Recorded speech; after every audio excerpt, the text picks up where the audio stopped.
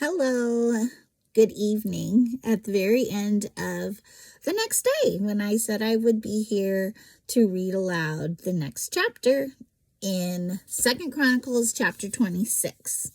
So welcome to Read Aloud 3, where it is you, me, and the Trinity. Uzziah rules in Judah. All the people of Judah had crowned Amaziah's 16-year-old son Uzziah as king in place of his father. After his father's death, Uzziah rebuilt the town of Elath and restored it to Judah. Uzziah was 16 years old when he became king, and he reigned in Jerusalem 52 years. His mother was Jecoliah from Jerusalem. He did what was pleasing in the Lord's sight, just as his father Amaziah had done. Uzziah sought God during the days of Zechariah, who taught him to fear God. And as long as the king sought guidance from the Lord, God gave him success. Uzziah declared war on the Philistines and broke down the walls of Gath, Jabneh, and Ashdod. Then he built new towns in the Ashdod area and in other parts of Philistia. God helped him in his wars against the Philistines, his battles with the Arabs of Gur, and his wars with the Meunites. The Meunites paid annual tribute to him, and his fame spread even to Egypt, for he had become very powerful. Uzziah built fortified towers in Jerusalem at the corner gate, at the valley gate, and at the angle in the wall. He also constructed forts in the wilderness and dug many water cisterns, because he kept great herds of livestock in the foothills of Judah and on the plains. He was also a man who loved the soil. He had many workers who cared for his farms and vineyards, both on the hillsides and in the fertile valleys. He loved the soil. Down like a gardener. Uzziah had an army of well-trained warriors ready to march into battle, unit by unit. This army had been mustered and organized by Jael, the secretary of the army, and his assistant Maaseiah. They were under the direction of Hananiah, one of the king's officials. These regiments of mighty warriors were commanded by 2,600 clan leaders. The army consisted of 307,500 men, all elite troops. They were prepared to assist the king against any enemy. Uzziah provided the entire army with shields, spears, helmets, coats of mail, bows, and sling stones, and he produced machines mounted on the walls of Jerusalem, designed by experts to shoot arrows and hurl stones from the towers and the corners of the wall. His fame spread far and wide, for the Lord gave him marvelous help, and he became very powerful. Uzziah's sin and punishment.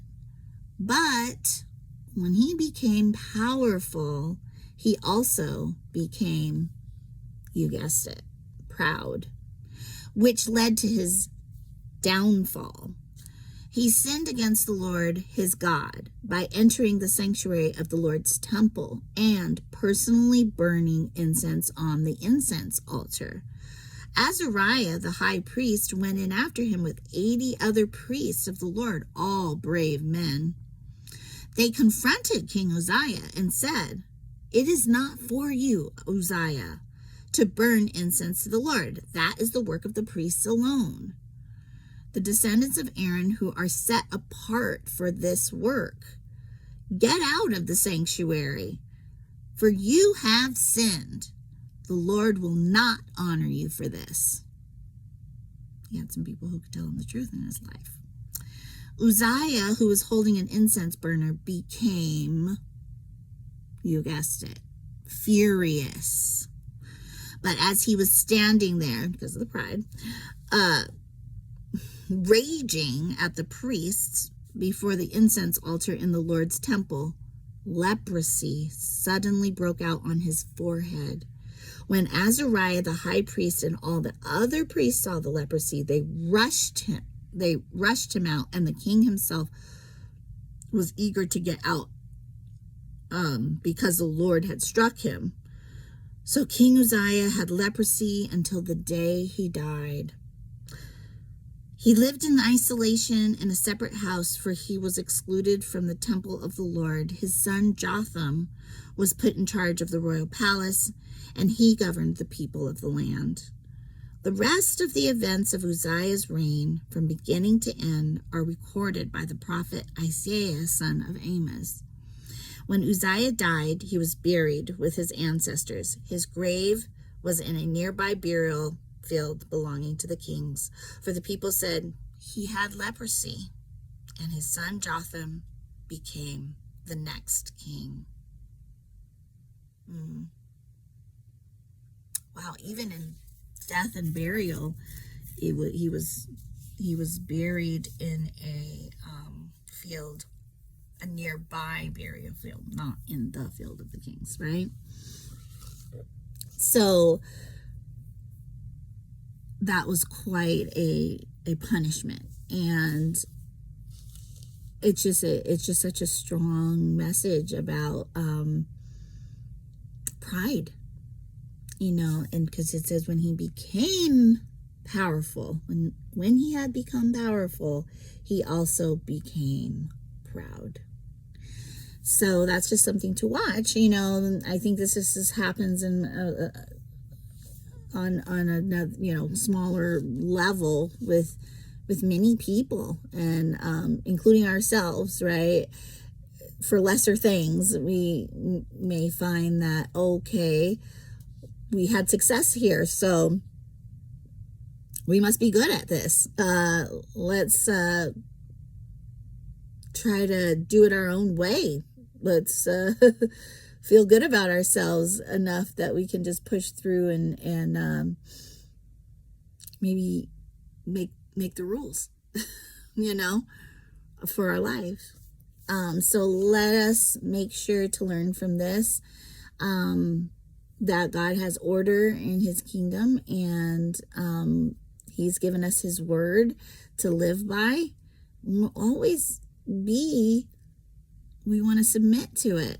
We're his servants. We're his humble servants, we hope. We want to humble ourselves before a mighty God.